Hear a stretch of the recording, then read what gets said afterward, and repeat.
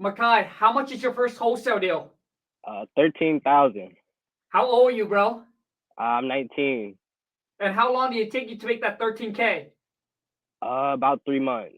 Boom! And dude, where did the lead came from? It came from driving for dollars. Driving for dollar. All right, you guys, what is up? Today I brought to you another subscriber first wholesale deal interview. 19-year-old baby and already a hustler. Already getting that money, baby. Yes, sir. So you guys, if you enjoy this episode, I'm gonna have Makai break down the entire process, how he found the seller, how he found the buyers, everything like that. So make sure you get a pen and a piece of paper, take notes, because Makai is going to drop you all the free gems. There is no sell pitch. If you enjoy this, please show my guest and your boy King Kong some love.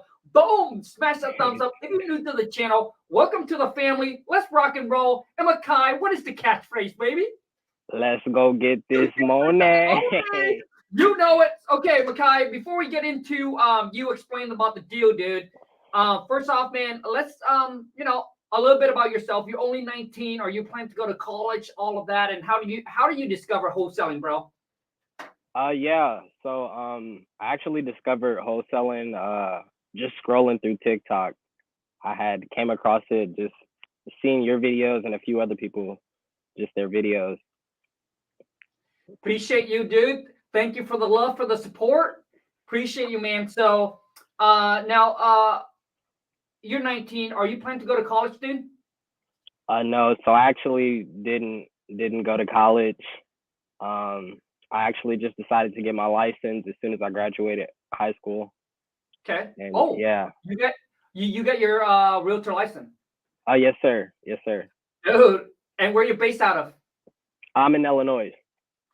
Yeah, so in Illinois, you either partner up with someone that has a license, or you have to get a license yourself, or you virtually wholesale in a different market. Because in Illinois, I think Makai, I think in Illinois you can only wholesale one deal a year without a license. But if you do more than that, then you need a license, right, bro? Right. Dude, how long did it took you to get your license? It was almost like a year almost, I think. It took me some time. Real dude, I took the test 27 times already and freaking failed. I failed 27 times already, dude. And I record and I document everything on Instagram because I don't, I mean, I tell people all the time that I'm a high school dropout and English is my second language. And on the test, there's a bunch of vocab words that I was like, dude. Every single time when I open up the test, dude, my eye just gets heavy, palms get sweaty. I want mom spaghetti. So nice, bro. So it took you a year to actually pass the test? No, so I was just going through the pre-courses and it took me a while to just get that and actually prep for the test. But I passed it. I passed it though the second time I took it. Bro, you're smart, dude. Thank you. Absolutely, man. Okay, Makai, let's get into the deal. How did you found the seller? So I found the seller just driving for dollars. I was just driving around my neighborhood. And yeah, I just reached out to him. And what do you look for when you drive for dollar, dude? So I'm just looking for just any signs of distress, basically from the property, or like if it's tall grass, I'll take that into consideration, and just mainly those things. Gotcha, dude. And how many property do you usually get a day? Like, do you drive for dollar every day? Because I want people to understand here, like how much work effort they have to put in. Yeah. So how much property did you came across to be able to get this one? So I just do a list. I don't really count the numbers. I just, I ride around and I'll write the address down if I see it. And as soon as I get to the office, I'll just go at it on the phone. So I don't really have an exact number, honestly. Gotcha, man. But how many sellers did you, roughly how many sellers did you talk to actually get this deal? So I'd say about like 10, 15 sellers. It was a while before someone actually said yeah. Like they'd sell. So you only talked to about 10 to 20 seller to to get this property? Yeah, I would say about like after I got my Dude. license. Yeah, I started just one. Got you, dude. Okay. So now, what's the ARV on the property? The ARV. Yep. So I believe it was like 40 or 45,000. This is like a pretty rough area, I would say. Okay. For those of you who did, for everyone that when I put out a piece of content and I said, hey, you can buy a house for 150,000, you can buy a house for 100,000, and a lot of you asked me, so Khang, where do you? Like a lot of them said, I'm BSing, I'm capping. Dude, there's many market. There's many cities you can still buy houses for less than 100K. It's just not in it's just not in a good area. But some people were willing to invest in those areas because of the cash flow, and they don't mind going into the rough neighborhood. I mean, I wouldn't, but there are like, listen, we all have different tastes, right? So some people would. So the ARV on this property is 40,000. Yeah, it was like 40 or 50,000. Yeah. Okay, so dude, I want to know, what city are we talking about? So I'm in Springfield, Illinois. Okay, so house is pretty cheap there, huh? Yeah. Got you, dude. Okay, and what was the rehab on it? So I think the rehab was about like 20. It's like 15 or 20,000. Got you. Okay. And how much did you got under contract for? I got it under contract for 25. 2,500? For 25. 25K. 25K? 25. Yeah. Okay. Okay. You got under contract for 25,000. Okay. What was the seller situation, dude? Why are they willing to take 25K? So I guess he was just really looking to retire. And he was having issues with the tenants. So the motivation was there really. He just really was looking to retire. I think that was the main thing. Got you, dude. And so the property is currently rented. Yeah, it was rented. And how much is he getting in rent? He was getting about 800. Yeah. 800 bucks. Right. Like once again, I tell people, hey, there's a house that you can buy, a 3-bedroom, 1 bath. You can get $1,000 in rent. And all of them will be like, this guy's capping, dude. Like, where can you find houses for a 3-bed, 1 bath, and you can get $1,000 in rent? Because they're in an expensive market. So all they know is like, oh, this market, my market's not like that. Dude, you can go into a different market. Stop trapping yourself in the box. And I'm telling you, it's always the losers, always the people that not making the money saying it cannot be done. Dude, the people that are making the money, it's always the one that said, how can I? Yeah. And it's the one that think it's possible. Right. Got it, dude. Okay, so $800 in rent, $25,000. Okay, and $20,000 in rehab. Now, how much did you send it out to the buyer for? So I was asking 35 for it. Okay. Now, what I like to know is, did you do it virtually, bro? So no, I actually just met him in person because I'm in Springfield. So yeah, it was a bit easier to just meet him in person. I got you, dude. So what I like to know, man, is how did the negotiating go? What did the seller originally want? And then you obviously lock it up for 25K. Yeah. So the first thing I believe he was asking 30,000 for it, and I was at 20,000. So I believe we just met in the middle right at 25, and we were good. Got it. Yeah. Okay. Yeah. And how much is the earnest money you have to give to the seller? I put down 250. $250, and all of you that's watching this, man, and you said, hey, Khang, I don't have $250. Well, go get it. Go find it, dude. And if you and if you say, oh, Khang, I can't, dude, then just stick to the JOB. Entrepreneurship is not for you because obviously you're not a hustler. Yeah. Right. You know what I mean? Dude, you can go stand at a corner and within a day you can probably make $250, bro. Yeah. If you really wanted to, yeah. If you really wanted to, man. Okay, so You lock it up for how long, bro? So I locked it up for 30 days. Yeah. 30 days. Got it. Okay. Right. You lock it up in a contract for 30 days. Now, listen, for those of you who I get people all the time say, Khang, I don't have a contract to work with, because for wholesaling, the key is the contract. So if you need a free contract, let me hook you up. Just DM me on Instagram at Real King Khang. DM me on Instagram. I'll hook you up with my contract completely for free, no string attached. Okay. Right. So you lock it up for 30 days. Okay. Now, how do you find your buyer, bro? So I actually got my buyer from my managing broker. He actually helped me find a buyer that was able to take over it. Dude, let's talk about that. Yeah. So explain to people, because a lot of people don't know what managing broker is. Oh, yeah. So it's just a person that sponsored me. So I've just got my license under his brokerage firm, and he's the one that manages me, basically. Got you. Okay. Now, since this, and he's the one that helps. He's the one that brought the buyer to the deal. Yeah. I got you, dude. Now, my question for you is, and I just by looking at the number, dude, this got to be a retail buyer. What is his plan? What is his or her plan to do with this property? So I believe he was actually going to wholesale it. He was just going to grab it, and I think he sold it. He sold it to someone else a few weeks later. I think that was his plan. I believe so. Really? Hold on. Hold on. Okay, dude.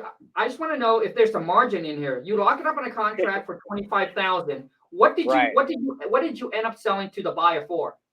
I sold it to him for 31. For 31.5. Okay, so 31.5. You sold it to him for 31.5. Right. Okay. And then after a couple of weeks later, do you know how much he sold the property for? I'm not sure, honestly. I don't even think I don't think he sold it yet. Right. Like to me, the number is pretty tight, because if the ARV is, so whoever it is that's buying it is probably going to keep it as a rental, because if he's buying it for 31.5, I mean, after all the closing costs, all the fees, I would say he'll probably be out of pocket right around 33,000. And if the property is worth about 40 to 50,000, let's just go with 45. I don't know if there's any, but there still needs to be a $20,000 in repair. So whoever bought it's probably just thinking if he just buy and hold on to and collecting that $800 in rent. But that's a big return. Right. So he's all in for 33,000, getting $800 in rent. Dude, that's good if the renter pays. Right. So, and that's pretty much it. So your managing broker brought the buyer. Did he went out and inspect the property or anything like that? No. So how do you set that up? I'm sorry. What'd you say? I'm sorry. I cut you off. Yeah, bro. No. Did he went out and look at the property, or did he just bought it sight unseen? So he actually came and looked at it the day before closing. Okay. And just checked it out, and everything checked out for him, so he was good. Gotcha. And then he was able to close on it. Yeah.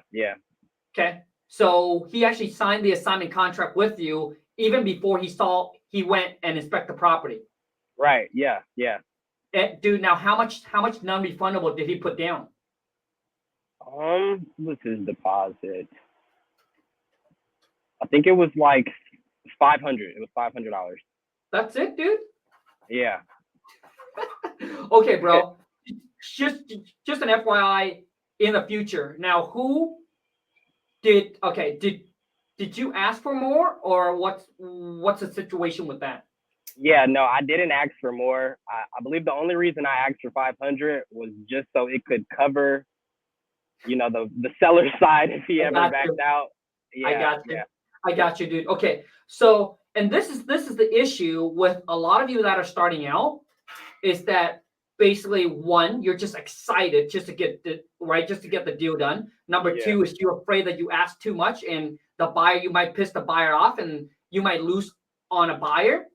Right. So in the future, I just want everyone to understand, or whoever's watching here, you got to make sure that you come in, you got to be confident. A $500, dude, that's baby money. All right. Dude, yeah. So $500 nothing. Okay, because what happened is most buyers, this is what they do. They might buy the property. They might say, hey, I'm going to agree to buy the property with you, sight unseen, right? And if they put down 500, and typically they would say something like exactly what your buyer just did, and say, hey, the day before closing, I need to go and look at the property just to make sure everything is good, right? Before we close on it. Right. And sometimes they will go look at the property and they'll come back to you and say, hey, dude, sorry, I can't close. Right. No, some buyer will play games like this. Yeah. So you just need to know how to play the game with them. So they'll come back and the day before closing, they'll be like, dude, there's too much work on the property, man. And I can't do it. Now they walk away losing only $500. But majority of the time, they're gonna leverage that to negotiate with you because you'll be like, oh shit, tomorrow it's closing, right? And now they use that, they're going to leverage, they're going to go back and renegotiate with you because they know that you're running out of time. So you want to, which means, dude, you want to make sure the buyer have the most skin in the game as possible. Listen, if they're serious buyer, they're already going to buy the property, and whatever money that they put down with you, it's all going to go towards the purchase price of the property. So does it matter if they put $500 or $5,000? The answer is no. If they are a serious buyer, dude, $5,000 shouldn't be an issue. But in this case, it's a lower amount. He's only buying for $30,000 or so, or $31,000. I think it's fair to ask for a $2,500 non-refundable. And typically, dude, this is how I ask the buyer. When I negotiate, I don't care if the wifey, my mom, my dad, or my niece, my nephew, it doesn't matter, dude, because it's already in my blood. All right. I never mention a number first, bro. Never. I would always ask is that, hey, you know what? How much could you put down? Right. So I always ask, so how much could you put down? And then I leverage and say, hey, you know what? We got another buyer that's also interested in the deal. Listen, I don't care if you have zero buyer. I don't care if that's your only buyer. All right. You do not want to come off as weak. Never. You always want to make sure you leverage yourself where the other party know that you got another buyers, that if you don't want it, I got someone else. And I don't care if you have someone else or not, but that's exactly what you tell them. So that way it gives them knowing that they have competitions.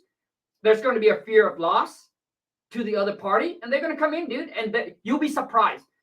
They'll say, hey, I can put down $2,500 ASAP. Sign the agreement. We're ready to rock and roll. So to me, dude, $500, especially I don't care what deal you do, dude. $500 baby money, man. Any buyer can walk away $500. People that fix and flip, they buy property for 10, 20, 30, 50,000, 100, a couple hundred G's. What is $500? It's nothing. I'll put $500 and I'll walk away the next hour, dude. Who cares? It's just $500. But if they have $2,500, $5,000 in the game, dude, they got skin in the game now. So my whole thing with this deal and future deal that you're gonna do, just make sure that you have the buy. You make sure you put you tell the buyer that they need to have more skin in the game. All right, dude. You just mute, so I can't hear you. Yeah, can you hear me now? Yep. I can hear you perfect now, bro. Okay. Hey, dude. So, are you working on any other deal? Yeah. So I'm supposed to meet with someone today. Nice. Actually, just go by and take some pictures, and then I'm gonna make an offer on it.